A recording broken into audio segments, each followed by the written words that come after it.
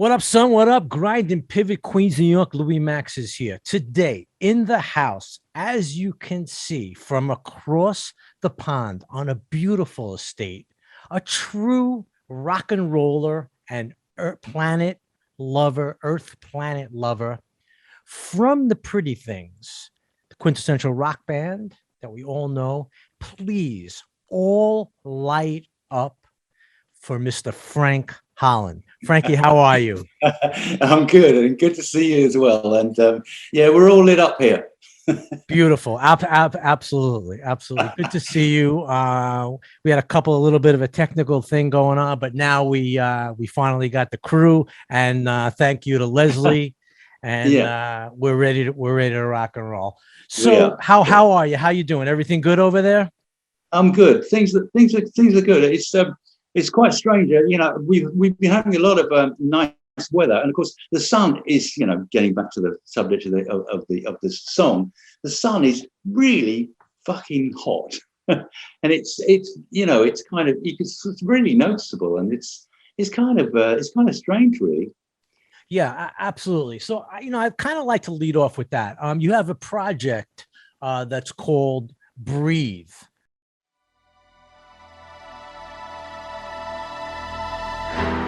On the land, under the sea, over the moon, oh, where we lay.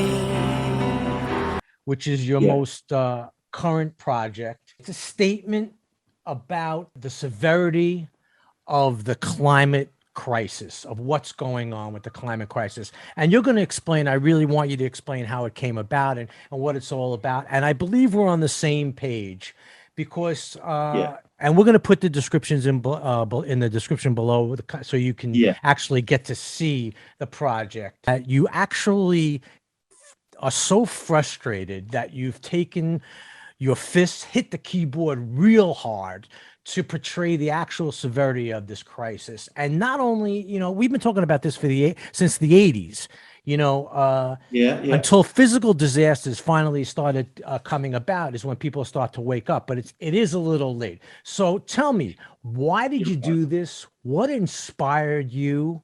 And we could kind of get into that. Tell us about that. I was in my studio one day, and I was playing the keyboard, and I came up with this really haunting kind of chord sequence, and I thought, wow. And the sound of the keyboard, it was just speaking to me, and I thought, I've got to do something with this because this is saying something. And I didn't have the idea of anything to do with breathe or anything like that at that point. I was playing it over and over again. I was thinking, and I came back to it the next day, and I thought, Christ, I've got to do something with this because this is telling me something. And finally, I thought, of course, the crisis that the earth is in. This song is going to be about that. And the more I played through the sequence, then I was adding things like quite heavy arpeggio guitar and a little flute here and there and stuff like that. And the more I recorded it, the more I added to it, it took on its own life and it became what it is now. But, that's without the visuals. So the visuals are something else. Yeah, so I just want to interject about that because, watching it and listening it's interesting to hear you speak that way because so basically what you started off with a chord progression, just from your heart, right? I guess from what you were feeling and where you were, it was minor, a bit of improvisation, and correct. And that's how it started. But then I got the song complete, and I put the vocal to it as well. But you see the kind of all of the words, they came naturally because when I knew it was about climate change and the earth and what a danger it was in, phrases came to me like, you know, In God We Trust, World Without End, just phrases came right into my head. And I just kept scribbling these things down. And eventually it became into a complete vocal. And I didn't really, you know, I was just coming up with stuff, and it was making sense. Right. So prior to your being moved by this, were you emotionally vested in what was going on? I mean, was it something that was in you? Obviously it was in your core, but is it something like you discussed, you know, with friends, with family, Well, prior? it is. Yeah, it is. And obviously because, you know, we all watch TV, listen to the radio, and this stuff is coming at you all the time. Correct. Ever so much more than it used to, you know, 3 or 4 years ago. You wouldn't hear so much about it, but right, you know, well, more than that, probably 10 years ago. Yeah. But it just came to me, Christ, you know, this is a really serious situation. And this song is going to be about that. And it's going to be about my bit of input into how can we make this right? You know, how can we make people aware of it? Because, you know, I think a lot of people, well, maybe not now, but a lot of people weren't really very aware of what was happening. But now it's right in your face. Every day you see stuff. Yeah, it's on the it's completely on the forefront. You know, yeah, absolutely. It's gotta be. So you started to build this project. How did you produce it, and how did you record it? It was, you know, I'm not an incredibly technically minded person. I've got, you know, I've got a studio and I do stuff in there and I record songs and that. And it was using, you know, Pro Tools. Yeah, I was going to say Pro Tools and stuff. Yeah, and a website called East West, which is orchestral, you know, flutes and things like that, which I added on afterwards. So, you know, it built naturally, but I didn't really have a plan for it. But I felt I didn't really need a plan because it just sort of happened. And things that happen naturally are always the best things. So, you know, that's how it worked out. And I started to think, as I moved on, and I'd finished the you know, the song and the track, the track, and I was thinking, well, now I've got to put some visuals to it. Yeah, that I'm interested in how that came about. I'm not just going to stand there and play guitar and keyboards and like sing it, because I thought, no, that's too obvious. You know, it's really blindingly obvious. So I spoke to a couple of people and they didn't have very many ideas. So I thought, well, let's find some visuals. And then I you know, I found, you know, websites with all of these appropriate kind of things to look at.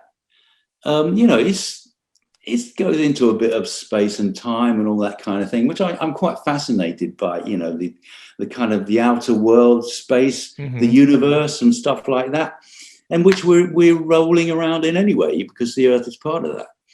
So all these things kind of morphed into me choosing visuals that I thought went with the music. And I worked a lot, days and days and days on it, trying to get the right visuals for the right piece of music at that particular point in the song. And okay, it starts off dark and then it goes, you know, it lightens up. Yeah, it opens up. It gives a little bit. Well, you know, yeah. I hate to say, can I say it breathes?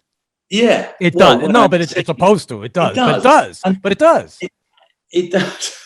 Breathe and breathe again. You know. Yeah. So, and this is the place where it says, well, actually, maybe it's going to be all right in the end, and that's how the thing finishes anyway, on an up note. Hope. Of hope. Yeah, because I didn't want to write doom and gloom. I wanted to. You know, because I care about the Earth so much that, yeah, we know we're in this crisis, and hopefully people are starting very slowly to do something about it. But yeah, I think we do have the chance. I mean, there is an opportunity. I think the fact that it is on the forefront is a big help, but I think we need, you know, much more help. And I think we need people to actually believe, you know, in it. You know, there's so many people that do, of course, but Yeah. I think it's a majority of people do, but I think Yeah. what we see Yeah. is that there are so many people that don't. Yeah. But what we need is people in positions of power, governments and that, to act on it, because they're the only people that can change things. Correct. And And they're people in the street trying. can't. They're trying. I think they're Yeah, trying, but I think they're trying, yeah, but that's probably a whole nother probably at least a whole nother conversation, right? yeah, yeah. But we're not gonna bore the people with No, no, that no, now, no, you know. no. So you were in the Pretty Things, I an was. incredible band. We're gonna shift back. Let's backtrack a little bit. Yeah, You were kind of the new guy in a band that was together for 20 plus years. 1963 they started. Incredible, incredible. How difficult was it to be the new guy amongst guys who've been playing together for so long? Well, to be honest, when the whole thing started again, the band hadn't been together for about 8 years anyway. Okay. And it was through my dear friend Mark St. John who decided to get the original lineup of the band back together. Shout out to Mark St. John, by the way, wherever you are. If you hope we hope you're doing well. We hope you actually watch this, because we'd love to hear it from you. Definitely. And obviously how the whole thing came about. I mean, he knew the band way before me, in the sort of late 70s, and he recorded some very early stuff with them. But then the thing disbanded just after their album Crosstalk was released, and that it failed miserably. Pity of it, because it's one of the best albums they ever made. Crosstalk, it's a fantastic album. But we were working out of a studio in Wardour Street in London, and we went for a break, and then he said to me, "Oh wow, look, there's Phil May over there. I used to work with him. Let's go over and see what he's doing." And we hooked up with him at the table, and he said, "Oh, I'm okay. I've got a few new ideas, and I've been looking to record them. What do you reckon?" So we said, "Yeah, come down to the studio, play us a few things on acoustic guitar, and let's see what we think." And from then on, that's how the first album, called Rage Before Beauty, that I was involved in, and it was a lot of work, and Mark wanted to get the whole original band back together, which was Wally Waller on bass, John Povey on keyboards, obviously Phil on vocals, Dick Taylor on guitar, the original guitarist, who actually was part of the original Rolling Stones band. So, and he joined the Rolling Stones as bass player, and John Povey on keyboards, and also Pete Tolson, the original guitarist, the second original guitarist. But unfortunately, at the time, he had problems. He had mental problems, and he wasn't keen to actually start all this up again. So I not knowing about that, I'd been listening to the stuff anyway, their early stuff, and I was thinking, yeah, that's what I want to ask you that question. Were you, in this chance meeting between St. John, who was quite the go-getter back then, and a character, were you a Pretty Things fan? I'm not gonna say growing up necessarily. No, but I wasn't. I remember my sister had their original, the original 45 of "Don't Bring Me Down." Oh, and I remember playing that, way back when it was released in the sort of early 60s. I'm thinking, well, it's all right, I wasn't really that keen on R&B. I kind of prefer the Stones, really. Mm-hmm. And the Pretty Things, I came across the Pretty Things in the sort of late 70s, and with albums like Savage Eye, Silk Torpedo, and all those, they're great albums. It's fantastic, because they went through the whole psychedelic period as well. Yeah, they went from the beginning, from the R&B, obviously the blues, the R&B, the rocker. Then they got into the SF Sorrow with the rock opera. And you could see them going that way. What's amazing is that they were able to transform themselves each and every way through what was going on. that was what was happening with bands at the time anyway. I mean, the Beatles went through it as well. Of course, they started with being a beat group, and then they went psychedelic as well. Right. They didn't necessarily go on to be sort of like almost prog rocky, but not quite. But no, Silver Torpedo is, you know, you listen to songs like Joey and Singapore Torpedo itself, and it's sort of harboring on being like a bit prog rock, you know, quite technically demanding on the players. Right. But you know, I loved all that anyway. So that was your head was more into that end, on the progressive end. Okay, yeah. All right. So now that makes sense then. Yeah, but then Mark said, well, let's get the original lineup back together. And as I was familiar with the stuff, he said, well, do you want to come to a rehearsal with the Pretty Things, and let's see how it goes? So, you know, I went along with my guitar and I joined in, you know, and I started playing the stuff with them, and it worked. Wow. So that was pretty cool, right? I mean, were you juiced up about it? Were you juiced up about it at the time? I was, yeah. And a couple of weeks later, you know, I got a call from Phil and said, well, we'd like you to, you know, join with us and make some music with us. And I was thinking, wow, this is what an opportunity. Yeah, for sure. And there was talk about, you know, the first tour of the States and everything like that. So we started that. We flew to Vancouver, and then we went down the East Coast, Seattle, and you know, right the way down and up to you know, all over Denver, Colorado. Oh, I know. There were some great stories there. What was it like working with Phil? He was a great friend. It was really inspiring because out of a lot of people I've worked with, you knew with Phil, you were getting the real deal of everything. He meant every lyric. He meant every note he sang. And, you know, he was from that real place. And, you know, when I started to come up with ideas for songs and that, he'd come down to my place in Brighton, and we'd go through stuff, and he was going, yeah, I quite like that, you know. And I was thinking, wow, great, he likes my ideas. And so, you know, this is how we came to co-write some of the songs on Break Before Beauty. And it built from then, because, you know, we had the other albums as well. Right. And it worked. And I mean, one of the things about the Pretty Things is that of all the bands, I mean, they've been through so many styles, and they were always wanted to be one step ahead. Yeah. They wanted to reinvent themselves all the time. And you can tell it in the music. It's just unbelievable stuff. And right. I wonder if that hurt them. I wonder if that hurt them, you know.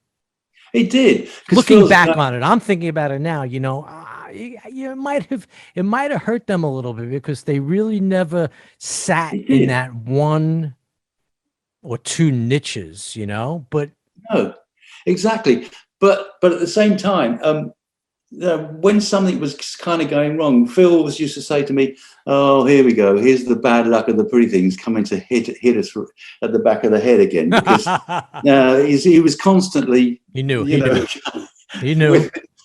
bad luck. Oh, well, here we are. Here's our bad luck coming to bury us again. And you know, what about well, Dick Taylor was the elder statesman, really, right? So what was the dynamic between, you know, yourself, the other guys, and Dick, really, along with Phil? Well, it worked really well. I mean, the thing I have to say is that when we used to get to rehearsals, it was a real free-for-all. I mean, they would shout across each other, talk across each other. Yeah, what was it like? Tell us, to bring us back to a rehearsal. You remember going in, what was the smell? I mean, I've been in bands, you know, what was the smell? You know, the cigarette, that smell, back then the amps were, you know, the amp head, you had, right? You had, I mean, it was a smelly old kind of situation. Yeah, tell us about that. They used to talk across each other like there's no tomorrow. And of course, because I was a new guy, I didn't really kind of want to get involved in their banter, because it wasn't my position. It wasn't my place to. I mean, I play with them, and I didn't have enough strength as a person at that point, at that early stage. You're along for the ride. You're going for the ride. Yeah, well, no, not the ride, but I was there and I was happy to be there. But when they started saying, "No, you don't play that note right, get out," you know, and there's all this talking across, and John Covey's trying to calm everybody down. You know, no, listen, everybody, let's just calm down. Let's think about this. And then Skipper, who was a really feisty personality, He said, Yes. "Oh, I'm not fucking playing it, you get out of it." And, Yeah, he and was a I- character. they- He was a character. unbelievable fights they used to be. But I went away from the rehearsal afterwards, and I'm thinking, "Oh, is this what it's going to be like?" It was to a certain extent because on the US tour that we did, and I think Tex speaks about this on the tour bus. It was Skipper and Wally in the back in what they called the sauna. Yeah, Looking at underneath, these dirty yes. films, and they're making all this noise and everything, and I'm trying to get to sleep, and everybody else is, and you can hear them like really having a whale of a time in the back of the tour bus, and That's great. just, Do you remember what the best gig with the band was? Do you remember like the location and the venue necessarily? What the best gig on that tour? That was what 99. Well, I I believe. mean, I liked the doing the Village Underground, and also the Bowery Ballroom was a great gig as well. And the Village Under the Greenwich. I loved playing in Greenwich Village anyway. But what you think the pity of it, we never got to meet Little Stephen, but he put the whole thing on for us, and we played in Randall's Island. Oh, Randall's Island. That's correct. Okay. Yes. Yeah. So we played that. We flew in actually for that one. And when that's a really cool gig because the Strokes were playing, and I think Iggy Pop might have been playing as well on the same bill. But also on the same bill was Nancy Sinatra. Can you believe as well? Jesus. Good pairing. Who booked? I wonder who booked that. I don't know. It's really crazy. Anyway, we played that one, but actually on that gig, Mark St. John played drums because Skipper didn't want to fly. He hated flying. So Mark said, "Well, I better take over the drum seat," and Skipper stayed at home. That's crazy. Yeah, because he was a decent drummer, right? Mark was a decent. He was a very good drummer, yeah, was a good drummer, right? And he's got kits coming out, Slingerland kits and Ludwig kits and all these really fancy kits. So he's a good drummer, yeah. That's cool. So one of my favorite Pretty Things songs, believe it or not, is one that you had quite a bit of contribution. I did. Yeah. Light Up. Great song, by the way. Love it.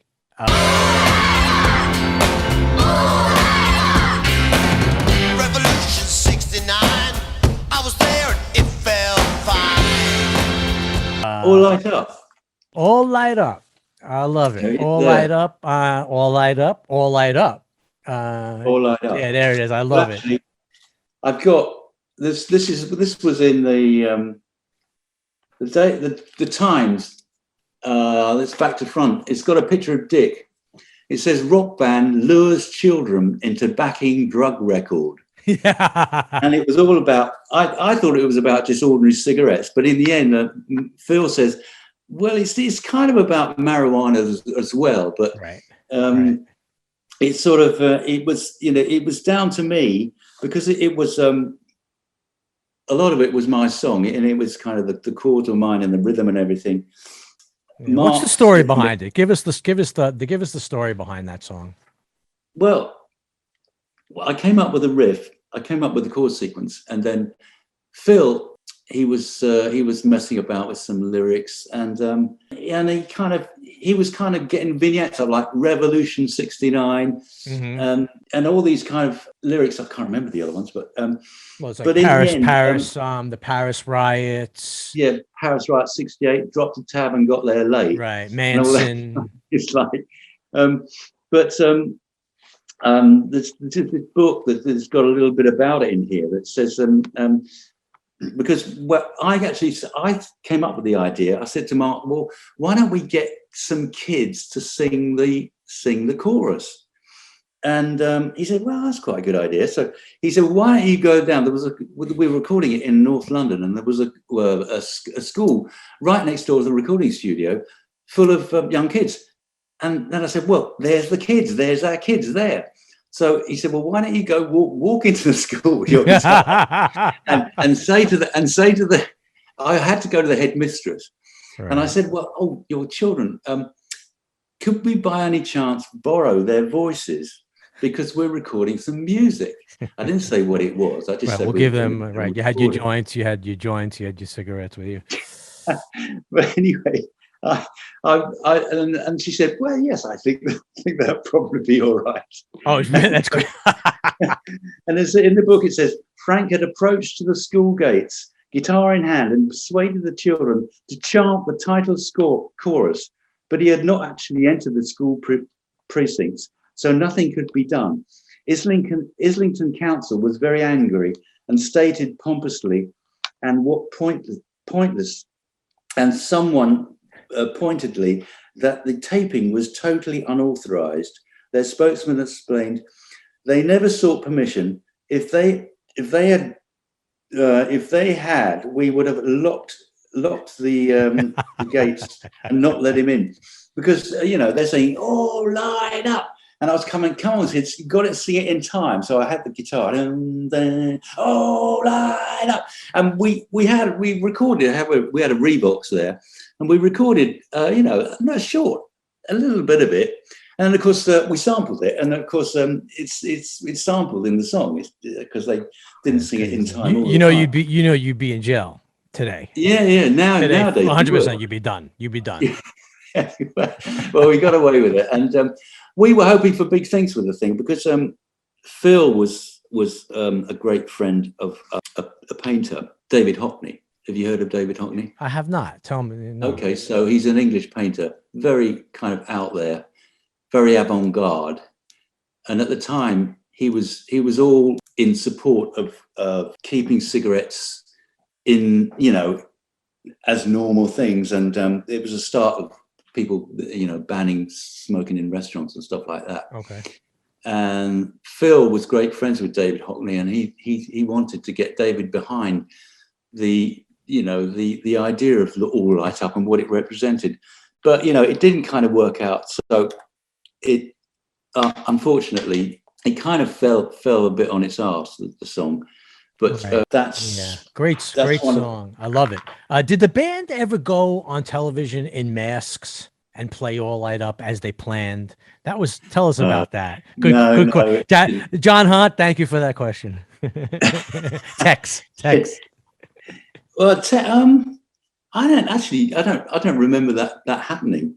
I mean, I think the only time that the band went on stage in masks and dressed up is when they did their first version of SF Sorrow at the Roundhouse in London, and because it was a rock opera, they all dressed up and they had masks on. But that was way before my time, anyway. Right.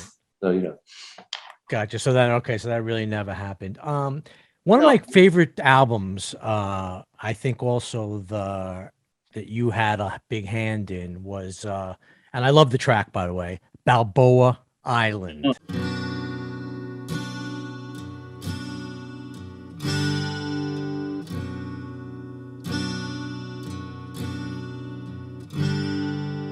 In the sky,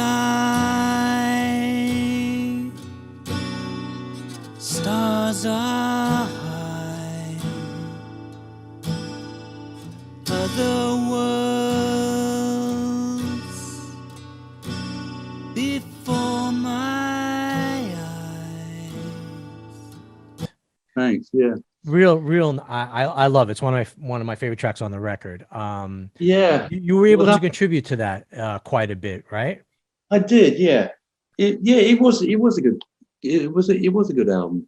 I mean, we had, the fact that it was called Balboa Island is because we took the name off it's got the crashed car on. Yeah, I was going to ask you about that. That was my next question. I was going to talk about that. So it's that Mark found that he found that on the internet, I think, and he said, "Wow, look at this crashed car. It's really it's quite evocative. It's a bent, twisted up bit of metal," and I think maybe it was Staten Island or one of the islands this way on the post. It was from New York, so it might have been Staten Island. He said, "Well, why don't we rub that out? And why don't we put Balboa in place of that?" So that's what we did, and that's how that came about. Yeah, that's great. I happen to love that. So, getting back to Breathe, your new current release. Yeah. How are you getting the word out?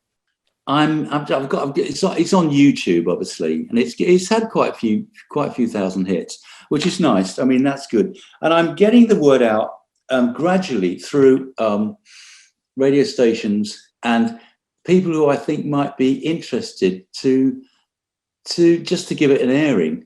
I want it played as much as possible because I want people to hear this, because it's an important, I feel it's an important piece of work. No doubt. And it developed into one as I was doing it. And I am getting it out there as much as I can. But me, I'm sort of being a one-man band at the moment because, you know, I don't have the backup that I would have had if I'd have been with the Pretty Things and stuff like that, because then you've got immediate record companies and you've got all sorts of producers and all that sort of thing. Yeah, the support to pop it out there. It's very, yeah, these days it's interesting because it's so easy to put stuff out. And the, you know, whether it be YouTube, internet, podcast, Spotify, SoundCloud, Facebook, Instagram. You could put out, everybody could put, I mean, you don't need a deal anymore. Nobody needs a deal. No. But, you know, you could put stuff out but who the hell, you know, maybe who's going to hear it? You don't know unless you get the machine behind you, which is very difficult. Any chance of a live performance of it? Do you ever think of that, or it was too much? It's just too much. I think it'd be quite difficult to do, actually, because I mean, yeah, me too. What would I do? Form a band to play it? I mean, for stuff, I mean, there's no drum kit on it. I mean, I know you could form. I mean, listen, maybe sure. I plant the seed on. Wait a minute, I plant the seed on you now in you now about forming. You get off and you go back. You tell Leslie, you say, you know, I think I'm going to form a band, and she'll look at you, go. Well, to be honest, you know. I would say never, but the thing that I do miss about being the Pretty Things was playing music live. I mean, obviously with the tours that we did, we went all over the world: Australia, New Zealand, Japan, Scandinavia. In that last year, before we did the O2 in London, which was called the final bow, the last bow of the band, that year was packed solid with touring. You know, all over the place. You know, as I say, you got Germany, Europe, all over, Spain, Italy, and then Japan, and then Australia, New Zealand. I mean, it was all there, and you know, ending up with the very final bow at the O2, which was, you know, was a very sad occasion, but also was a very joyous one as well. Which is, you know, is out. You can buy the video, you can buy the box set.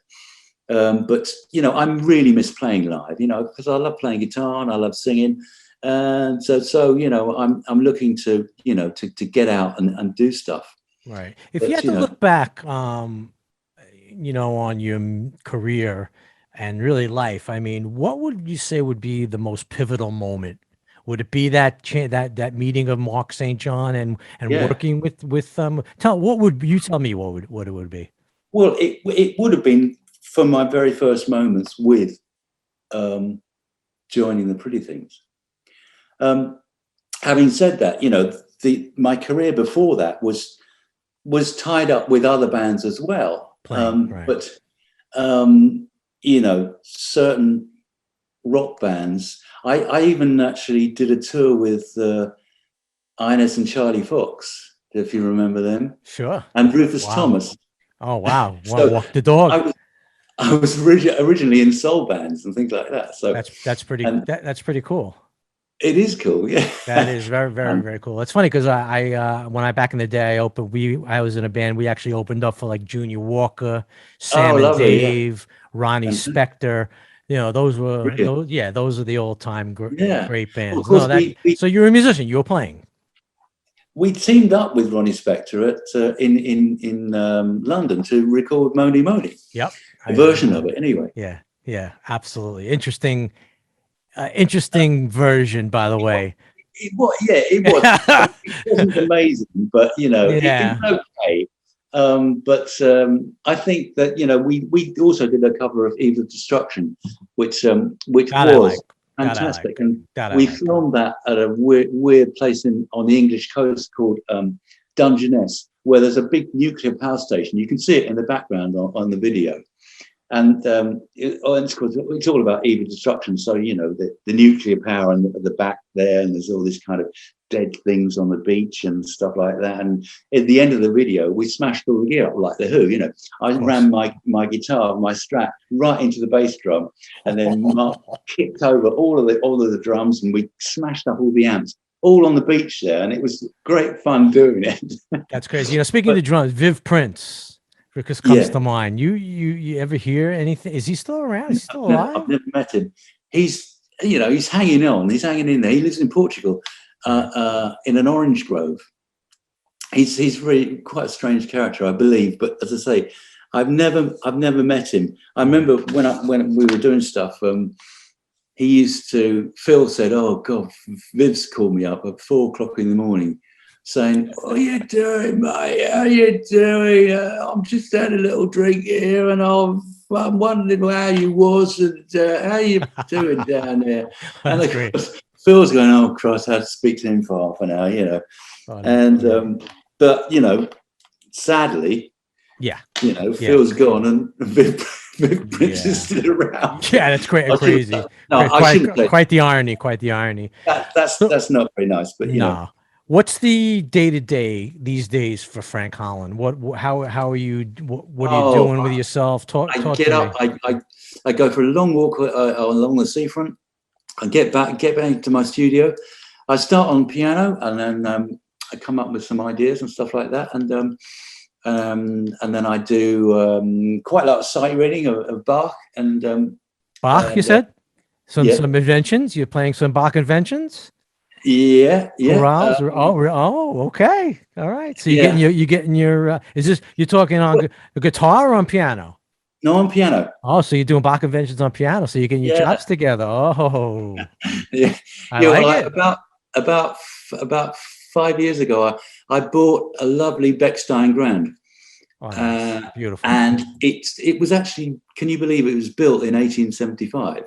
Really? So it was built the same time that Franz Liszt was still alive. Oh, that's crazy. And it's been fully refurbished. But, you know, I really like playing that as well. But then I'm back in the studio in the afternoon. And so it carries on like that. But it's all music every day. There's nothing else, you know. It's that's fantastic. Well, that's good to hear. I'm glad. I'm glad. Oh yeah, and I'm glad to hear. You know, what's your take on social media?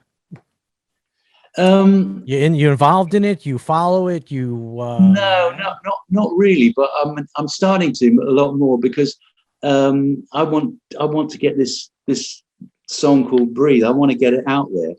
And I'm doing that. I didn't do much before, but I'm doing that. You know, I'm doing Instagram, Facebook, stuff like that.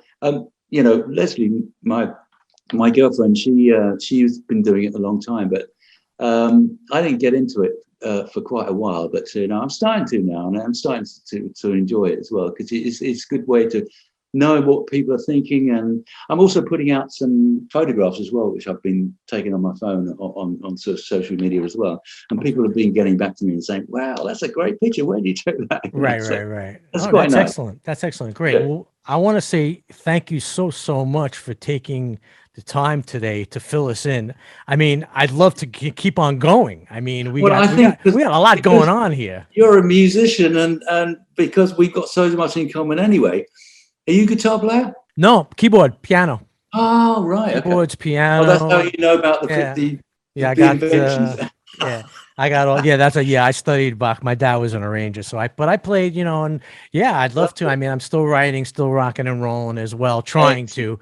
But I'm actually in awe of actually talking to you because it was really. I love Breathe, and I love the stuff that you did, you know, prior with the Pretty Things, and you know, John Hart, who was the roadie on that tour. He turned on. We did that presentation called "Last Shot at America," which is out on. He said he wants to bring that back to life again. Yeah, we're going to. It's actually when we get off of here, I think we're going to talk about it a little more. I wanted to run some things by you. Really great. But again, I want you to any shout outs, anything you want to say before we let you go.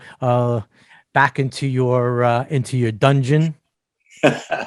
Well, I just want, you know, I would love as many people in the whole world to like this record, because you know these days you don't get much money for producing stuff anymore. But I would like to sort of have a bit of recognition for producing something that I'm really proud of, and I hope it's going to mean something to people who listen to it, but also hopefully they can get some. It's not just the message; it's music as well. You know, there's a wailing guitar solo at the end, and it's kind of people saying, "Oh, is that Dave Gilmour playing there?" Right. Absolutely. No, it does remind me a little bit of Floyd. A little Bowie-ish is in there. A little Bowie influences in there for sure. So the name of the presentation and the name of the song is called "Breathe." It's not only is it a great song, but it is a visual that goes with it that everybody wants to see. We're going to put the link down in the comment section or description. That's what gives it the strength as well, I think. Absolutely does. I think it goes hand in hand. You have to watch both. But then again, listening to it by itself is pretty cool too. I think it's kind of soothing. It kind of, takes you into a different place. But then it arrests you in certain points of the thing as well. This is when I bash the keyboard, hammer on the keyboard in frustration, because I'm scared about what's going to happen to the world, and as we all should be. Yeah, absolutely. Well, I do want to say thank you so much for taking the time, and we finally got it together. I'm glad we did. And once again, Grind and Pivot, Louis Max, pivotal moments that changed everything. Mr. Frank Holland, All Light Up, of course, if you remember. I still actually want to say before even we go, All Light Up, I still think even in 2021, you could do something with something could be done with it. And I mentioned it to John originally. I said, I'm telling you, it still would work in a certain way. But I want to say thank you very much. God bless, man. You look great. Only good things for you, man. I wish you guys the best, and we're going to continue this for sure. Well, I hope we talk again, and we hope we meet up again like this, because it's been great fun for me. And thanks for giving it a push, and thanks for liking it, and I really appreciate it. Thanks, man. Pleasure. Everybody, peace. Stay well out there. Yeah, will do. Closing doors, please.